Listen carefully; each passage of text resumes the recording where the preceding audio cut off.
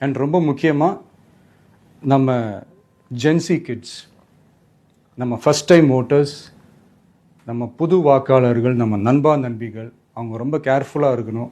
நான் ஆல்ரெடி சொன்ன மாதிரி உங்களுக்கான ஃபார்ம், அந்த ஃபார்ம் நம்பர் 6, அதை கரெக்டான டீட்டெயில்ஸோட கரெக்டான உங்கள் டாக்குமெண்ட்ஸை வச்சு அதை சப்மிட் பண்ணுங்கள்.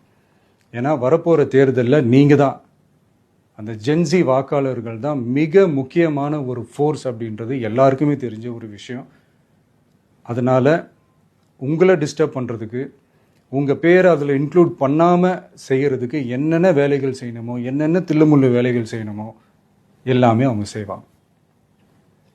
இது நமக்கு எல்லா திசையிலையும் எல்லா பிரச்சனைகள் கொடுத்துட்டு தானே இருக்கிறாங்க. அது டிஃபால்ட்டாக நடந்துட்டு தான் இருக்கும், அது ஒன்றும் பண்ண முடியாது.